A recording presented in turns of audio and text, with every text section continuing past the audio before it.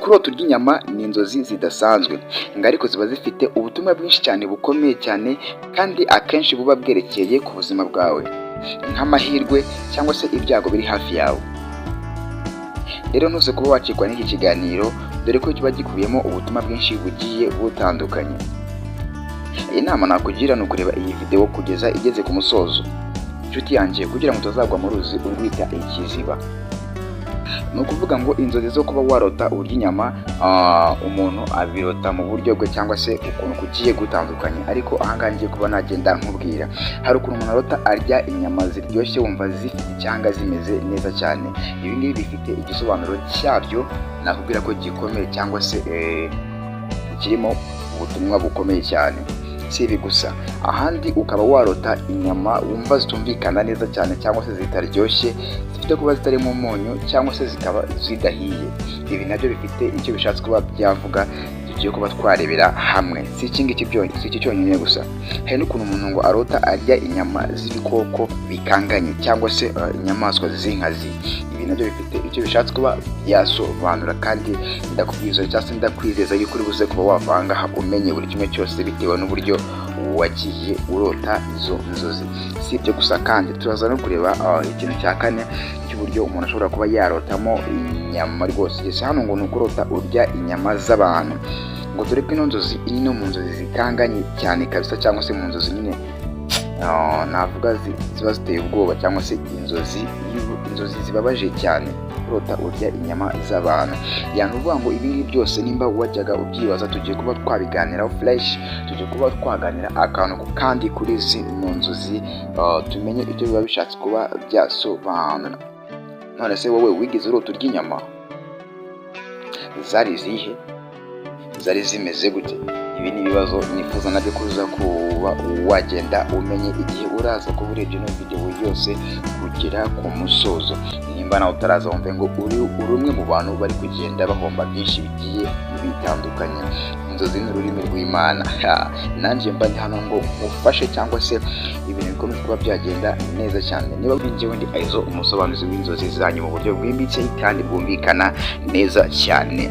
Ndizera ko mukomeje kuba mwagenda mugubwa neza aho muherereye hose, haba abari mu Rwanda ndetse n'abari imahanga.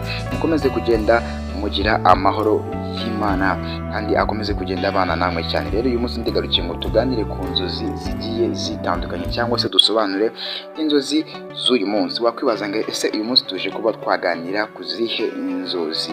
Ariko icyo kukibaza ni ibintu biri simple cyane, kuko ngiye kuba nakikubwira cyangwa se nakubwira ukuntu byose biza kuba byifashe kuri uyu munsi wa none.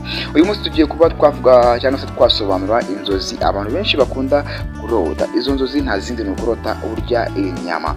Rero ko turya inyama nyine bifite ibisobanuro bigiye bitandukanye bitewe n'uburyo uba wazirosemo cyangwa se wabirosemo. Niyo mpamvu nanjye mbanje ngo turebere hamwe icyo tugomba kuba twakora. Ese byagenda gute, cyangwa se umaze kurota izi nzozi ni ikihe kintu uhita wihutira kuba wakora? Ibi byose ikiganiro kiraza kugera ku musozo ubashije kuba wamenya icyo ugomba kuba wakora.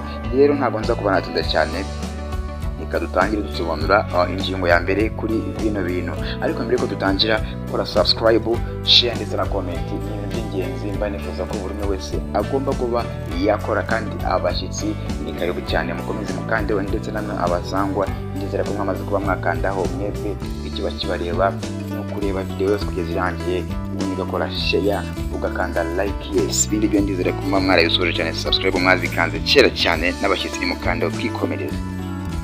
Kurota urya inyama ziryoshye cyane. Ese wigeze kurota urya inyama ziryoshye zitetse neza cyane zifite umunyu uhagije ndetse n'ibirungo bikwiye? Iyo urota urya inyama ziryoshye, ibi bivuze ko hari amahirwe, imigisha n'iterambere biri hafi yawe. Imana iba iguhishyurira yuko ushobora kuba ugiye kwinjira mu migisha yawe cyangwa se mu migisha yaguteganyirije, haba mu by'imari, umubano cyangwa se mu buzima bwawe busanzwe. Ngo ni ikimenyetso cy'ibyo umaze igihe ushaka birimo kuza cyangwa se biri kuza bikugeraho. Aho hantu mubashe kugenda muhumva neza cyane. Ariko kandi niba uri kumwe n'abandi bantu muri izi nzozi muri gusangira inyama, bivuze ubufatanye, ubucuti cyangwa se amahirwe mugiye kuba mwabonera hamwe, cyangwa se agiye kuza mwese ngo mubashe kuba mwagenda muyasangira. Bishobora no kuvuga yuko ugomba gufatanya n'abandi kugira ngo imigisha yawe ikomeze ize cyangwa se ikomeze basakareho mwese muri rusange. Urumva ni ibintu byiza cyane.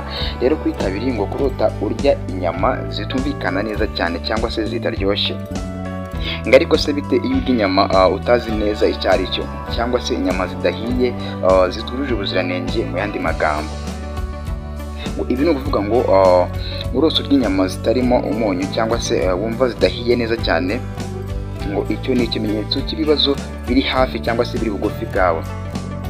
Bishobora kuba mu mibanire yawe n'abandi cyangwa se mu bikorwa uri gukora by'ako kanya.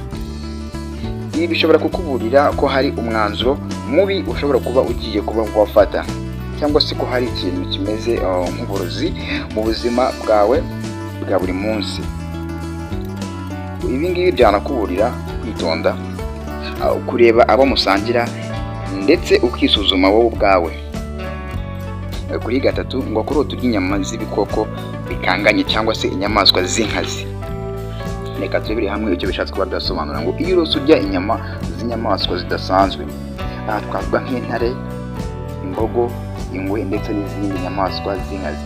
Ibi bivuze yuko ushobora kuba uri guhura n'abantu bafite imbaraga, bafite ishyari cyangwa se uburiganya. Ni nk'aho uri kurya imbaraga z'abandi cyangwa se ugomba kurwanya ibikomeye kugira ngo utsinde. Bivuga yuko hari urugamba imbere yawe, ariko nanone Imana ishobora kukwereka ko ufite ubushobozi bwo gutsinda ibyo bikugerageza cyangwa se ibyo bigeragezo mu yandi magambo. Yes, rero nimba tugeze kuri uwo munota tukiri kumwe, kabisa ndakwibutsa ngo ukomeze ukande subscribe, share ndetse na comment kugira ngo ibintu bikomeze kuba byagenda neza cyane. Noneho kurota urya inyama z'abantu, ngo izi ni inzozi zibabaje kurusha izindi zose.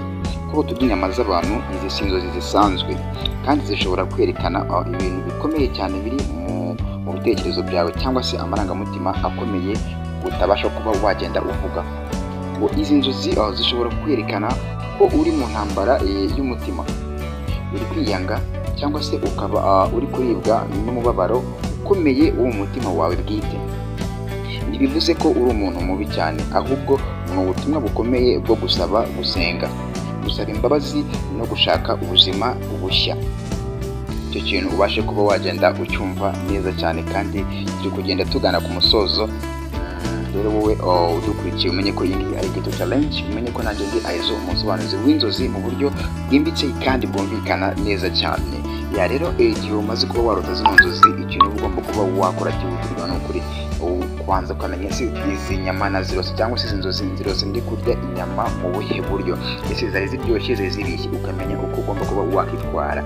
Ndizera ko buri wese hano abashije kuba yamenya igisobanuro cyo kurota urya inyama abimenye neza cyane.